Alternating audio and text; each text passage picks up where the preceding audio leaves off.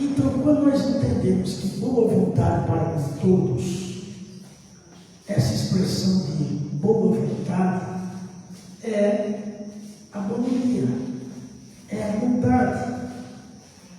Mas quando a gente vai para o item 11 do capítulo 13, já encontramos a boa vontade em movimento, que é a beneficência. Então, fazer bem, como nós entendemos o que é fazer bem?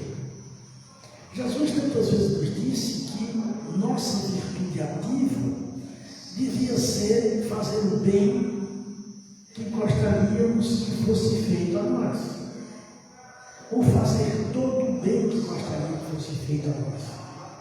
Mas nós sabemos o que é fazer o bem, nós sabemos o que é bem, e como nós gostaríamos de receber o bem. Então, precisamos também entender para que essa compreensão do bem seja pedida, seja exercitada e seja também praticada. Então pensemos. O primeiro texto, vamos ouvir Adolfo, bispo de Argel, dizendo que todas as festas mundanas não trazem nem paridamente a alegria do que é fazer o bem, do que é ter benignidade, do que é apresentar ao outro uma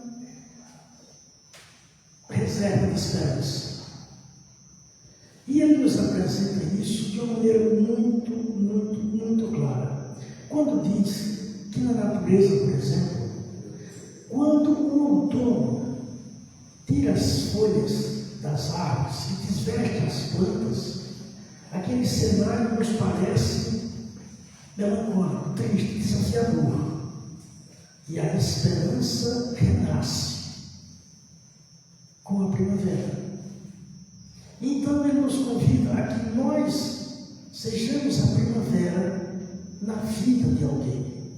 E se não conseguirmos na vida, sejamos numa parte da vida. E se esse ainda for muito, um tempo com alguém. E ele vai trazendo essa condição de a gente entender que em qualquer gesto que a gente faça e que a gente consiga trazer esperança ao semblante que há pouco tempo estava em desespero, que estava com fome, que estava com medo, que estava angustiado, desesperado, tantas outras dessas considerações que nós conhecemos bem, nós vamos então entender o que é trazer vida em abundância, como Jesus nos apresentou no capítulo 10 de João, também no versículo 10. E esse texto traz tantas outras considerações em todas as oportunidades que nós temos de apresentar uma mensagem de esperança. E que não precisa que nós pensemos em grandes feitos, mas que nós façamos isso das convivências de todos os dias. O segundo texto, no item 12, é de Vicente de Paulo. E o texto de Vicente de Paulo começa de uma forma muito interessante. Ele diz que a caridade, a benevolência, a benignidade é a chave dos céus, colocada aqui na terra para que nós entendamos a transformação que Paulo fala hoje no capítulo 15, se não me engano, versículo 51 ou 59 da segunda carta aos Coríntios. Então, que chave é essa? A caridade, fazer bem. E a gente pode se perguntar, por que Vicente de Paulo coloca de uma forma tão maiúscula, de uma forma tão clara, eu estou usando muito essa palavra hoje, de forma sem que a gente precise de outro símbolo, porque a chave abre muitas portas, mas ele coloca a chave como que abre as portas do céu. E a gente precisa entender. Na questão 907 e na questão 903 especificamente, claro que nós vamos ver isso, e muitas outras perguntas do livro dos Espíritos. Mas na questão 907 em particular, e na questão 913, os Espíritos falam, numa resposta às perguntas de Kardec, que o egoísmo é o nosso grande impedimento à evolução, à transformação, ao crescimento e em todas as áreas. Então, pensemos que nas condições em que nós estamos, de espíritos encarnados, as nossas grandes dificuldades foram sempre as ligadas ao egoísmo. Porque é através do egoísmo que em encarnações sucessivas nós subtraímos pessoas.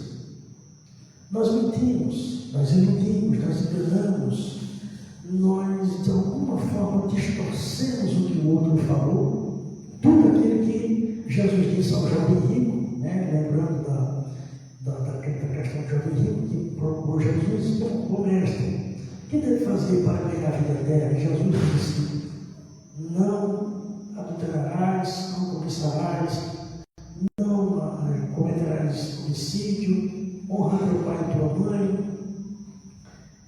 E tudo aquilo que Jesus passou para aquele rapaz, e ele disse: mestre, tem observado todas essas coisas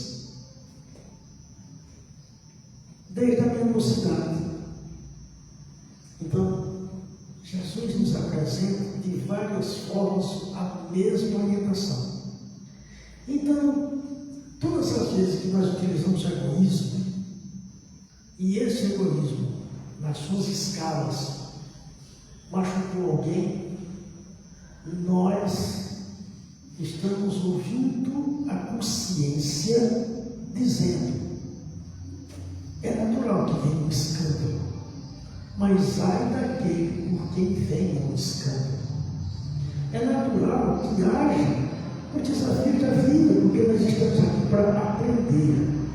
Mas aquele que se faz juiz dos desafios, das dores dos outros, está se colocando também como salvo. Está se colocando também numa condição de réu.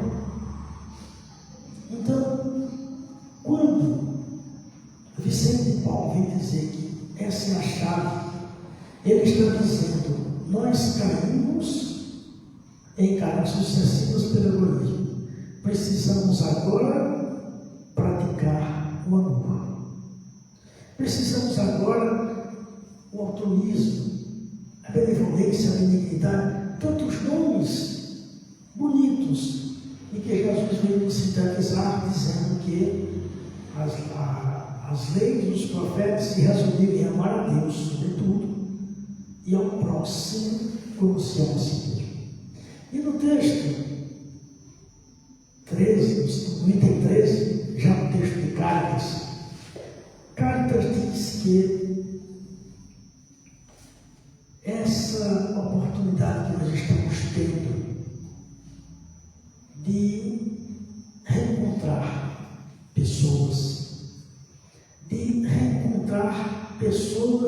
nas mais diversas instâncias de aprendizado e também de penúria, seja ela financeira, moral, é o que causa em nós o despertamento. Daí o sentido de caridade é quando nós, surpreendidos pelas circunstâncias de convivência, identificamos na dor do outro algo que mexe em nós. que Jesus vai nos apresentar na parábola do samaritano como compaixão, aquele que é tomado de compaixão. Não é aquele que se coloca no lugar do outro para sofrer o que o outro está sofrendo, mas aquele que, entendendo a dor do outro, se sensibiliza e diz: eu preciso fazer alguma coisa. Isso mexeu comigo, isso me fez pensar de forma diferente. E é nesse texto de cartas, no 13 e no 14, que nós vamos ver que através da benevolência, da benignidade, da bondade, em suas mais diversas formas, que nós vamos tateando até trabalhar no sentimento mais puro. Mas nós não vamos conseguir trabalhar esses sentimentos puros com saltos, por decreto. Não é como um interruptor que a gente liga e desliga, né? Daqui a pouco eu estou santo, daqui a pouco eu estou pecador de novo. Então eu liguei e estou santo. Como se nós fôssemos assim em alguns ambientes, né? Na casa espírita, por exemplo. Não, aqui eu chamo todo mundo de irmão, mas passou daquela porta e já sou primo. E atravessou a rua, não conheço, né? Então, dentro dessas condições de identificar o que nós estamos fazendo, vamos no exercício.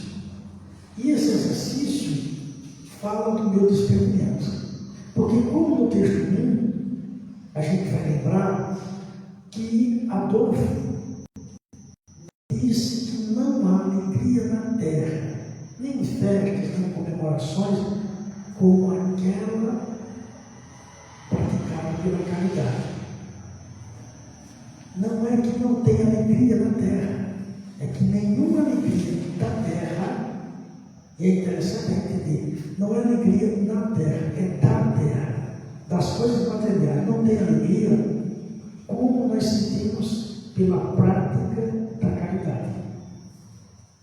Então, se nós temos essa oportunidade e nós estamos de alguma forma abrindo mão desta oportunidade, as dificuldades que nós estamos atravessando precisam ser revistas sobre outros prismas, sobre outras óticas. Porque a partir do momento em que a gente tem toda a conceituação de Jesus, a toda a caridade, da prática do bem, da prática de virtudes, todas elas, né, com sentido próprio de fazer, principalmente a humildade. A humildade, uma palavra que hoje está muito desgastada, mas que precisa ser entendida não como pobreza, mas como a consciência do lugar que se ocupa. Todas as vezes que nós ouvimos alguém chamando Jesus de mestre, ele sempre aceitou. E em determinado momento, como nós citamos agora há pouco, citaram bom mestre. Ele disse: bom sem mescla, bom sem mistura, unicamente Deus. Ele nos apresentou que a grandeza de Deus para nós ainda não é dimensionável, mas que Ele, como Salvador, Ele veio nos ensinar a nos reconciliar com o Pai. E nos reconciliar com o Pai, nos reconciliando primeiro com as coisas do alto e a sua justiça. E como Ele veio nos ensinar a reconciliar com o Pai? Nós tínhamos uma visão, à época, de um Deus dos exércitos. Então, o exército que ganhava, Deus estava com ele. O exército que perdia, Deus queria que aquele exército fosse. Isso não era Deus. Isso era como Deus era entendido. Se Deus curava,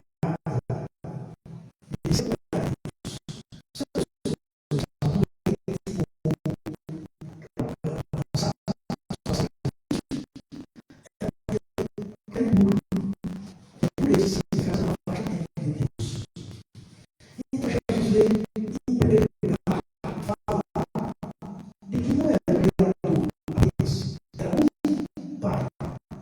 Um pai que cuida, um pai que ele dá uma material genético, um pai que dá um bom sobrenome. Tanto é que o pai é regido.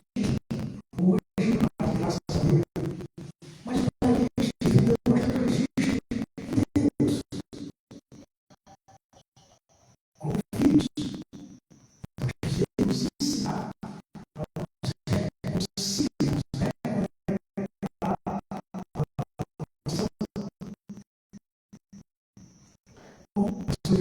isso.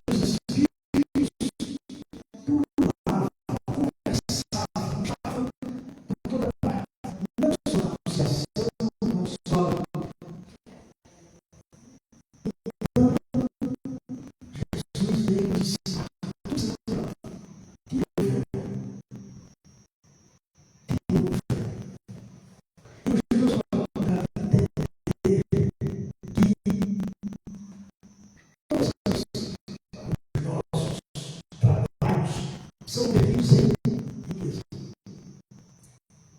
E quando a gente pensa no trabalho em igreja, a gente pensa exclusivamente na questão fiduciária, na questão material. Nós pensamos que o trabalho não se desenvolve em inteligência. Nós desenvolvemos princípios por um participar.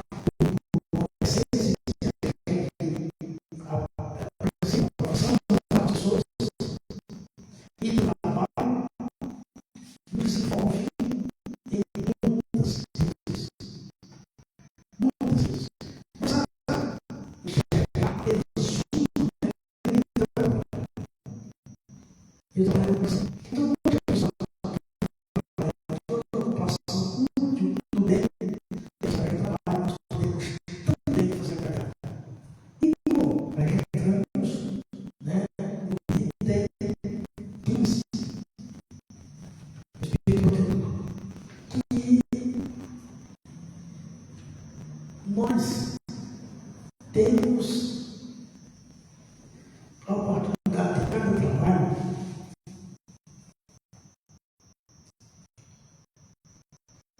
fazer a conversão de nós. Quando nós trabalhamos, eu fiz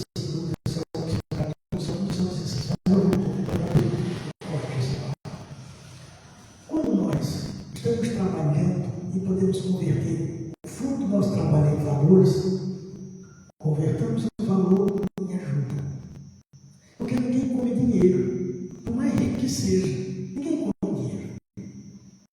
Por mais que saiba usar mulher, por mais que saiba arrotar de uma forma educada, mas ninguém come dinheiro. Então é preciso converter o dinheiro em alimento. Mas é aquele que não tem a condição facilitada financeiramente, pode trabalhar. O trabalho pode ser feito também para que aqueles que têm menos consigam ter. Como, por exemplo, fazer jovens, como aqui no Bezerra, nós temos essa expressão.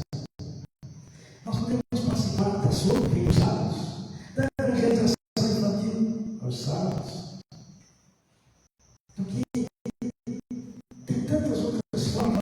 participarmos dessa oração do bem. E aí, então, o texto 15 prossegue. Os artistas podem apresentar o produto das suas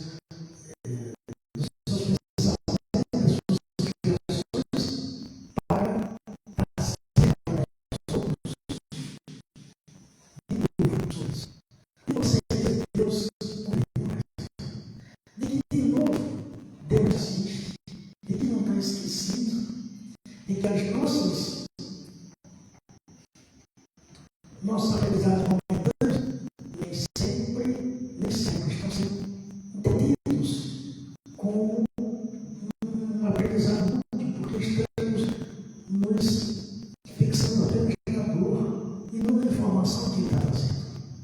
Então, pensemos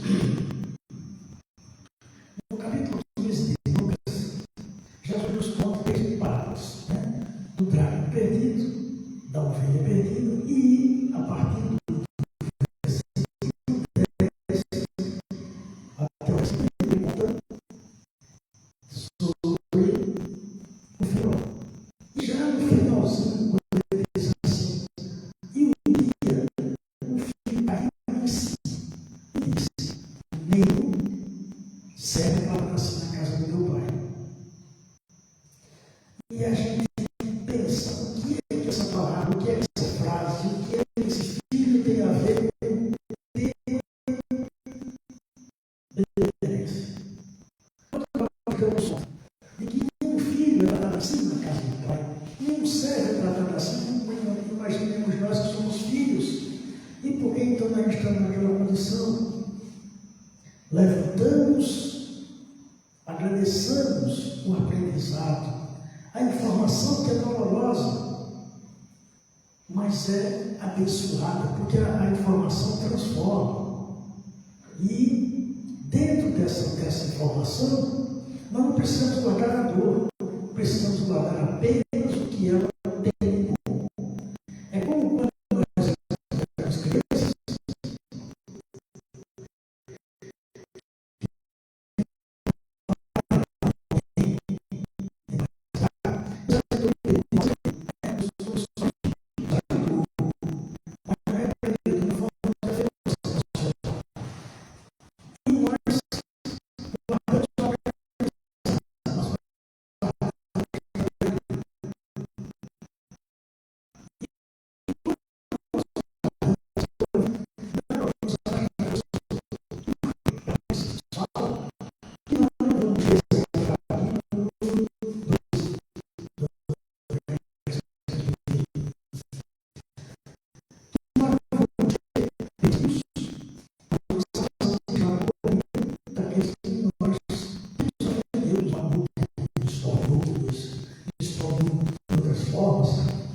mas é preciso desejar não.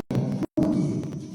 Porque quando nós pedimos ajuda aos amigos espirituais para sair da condição que nós estamos, é preciso que eles também nos encontrem de coração mais leve. E estar de coração mais leve é não guardar dor, é não guardar trauma. Não é que seja fácil, mas é necessário.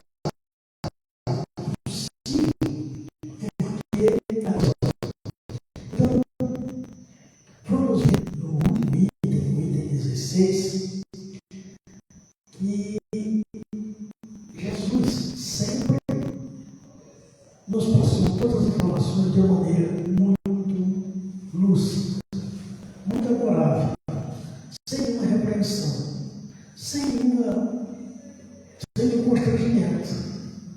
Então, é por isso que nós chamamos Jesus de mestre amor. Então, como nós chamamos Jesus de mestre amor, e nós.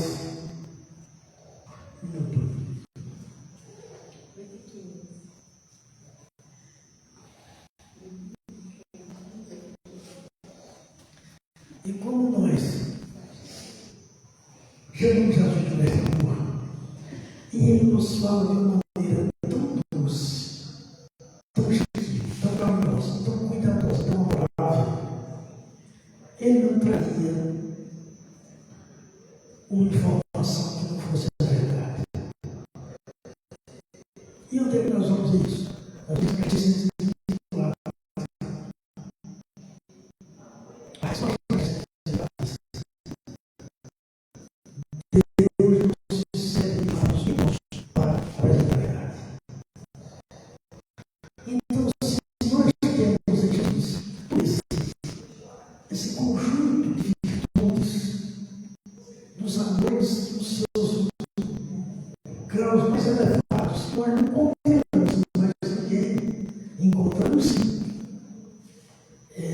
Pessoas que entraram em conexão, espíritos que entraram em conexão com esse amor e transformaram-se.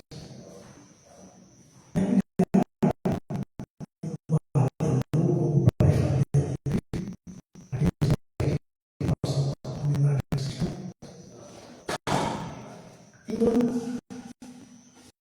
esse mesmo mestre amor de Jesus nos conta a prática da caridade. A prática da caridade sem ostentação. A prática da caridade sem duplo sentido. A prática da caridade como aquilo que nos eleva à condição de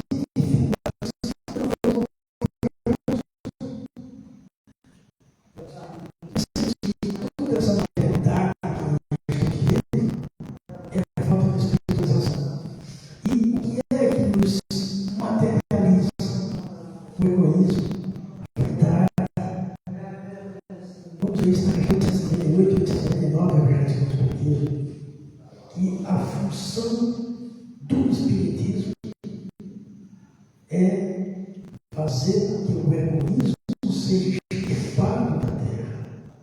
Então, pensemos o quanto Jesus tem enviado mensageiros, como Moisés e os profetas. E quando ninguém tinha a condição de captar mais os pensamentos, nem traduzir os seus pensamentos, ele veio pessoalmente ter conosco. Escolheu 12 que representam as nossas mesmas naturezas, os nossos comportamentos tímidos, débeis, indômitos, mas apresentadores, trabalhadores Carlos, vocês sabem, somos trabalhadores, os trabalhadores da última hora. E é nessa hora que nós estamos agora, que devemos entender que tudo nos foi ensinado, tudo que nós tivemos a oportunidade de fazer, encontra agora a razão maior de que a gente faça bem feito. E a caridade veio a nós. Mas como entender a caridade a nós? Quando nós não gostamos de nós o suficiente, quando nós não nos amamos o suficiente.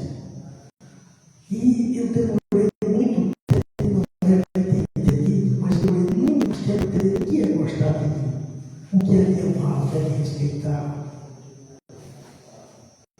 E tenho vivido particularmente nesses últimos 30 dias. Toda a mensagem de Jesus sempre esteve disponível em casa. Não apenas na Bíblia, não apenas no Testamento. Minha mãe me ensinou e me ensina até hoje como rezar. As TVs lá sempre foram ligadas em emissoras católicas. Eu sempre fui a missa com minha mãe. Ainda hoje, tive a oportunidade de hoje, eu vou com ela. E eu não tenho desperdiçado tudo isso. Porque eu escuto a mensagem do Cristo, leio a mensagem do Cristo, estudo a mensagem do Cristo e não escolho o que ele está apresentando para mim. E quando pego um ou outro retalho, acho interessante comentar. Mas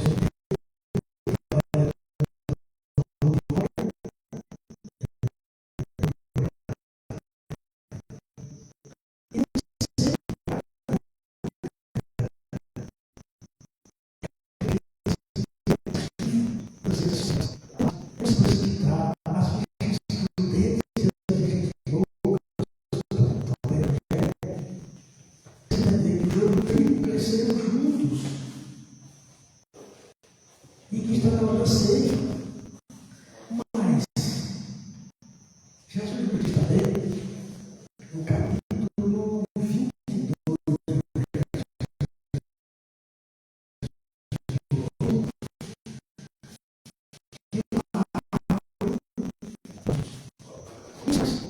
os seguidores do Cristo, seguidores dos seus ensinamentos, ainda que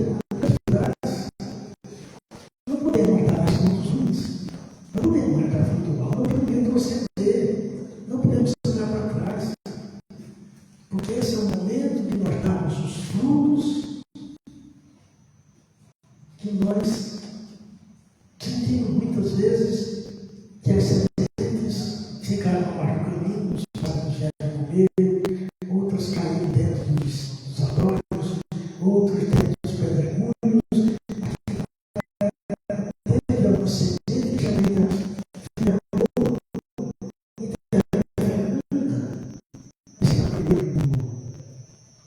do Evangelho de Mateus. Então, essa verdade precisamos estar na sua forma de viver, na sua característica de produto daquilo que foi dito e fazer a caridade. Porque somente através da caridade nós vamos sentir que essa relação de devolução, de volta, aquilo que nós demos por forma, fizemos ao outro, está sendo realizado. Pensemos nisso. E, claro, que o tempo que nós tivemos para conversar seja pelo menos suficiente para cada um de nós chegar em casa e revisitar esse repositório de energias, esse repositório de saúde, esse repositório de sanidade, para, como diz a Antônio Menezes, para acalmar a felicitação desses dias, agredir os sentimentos e procura que muitas vezes a falta de esperança tem nos conduzido. Cristo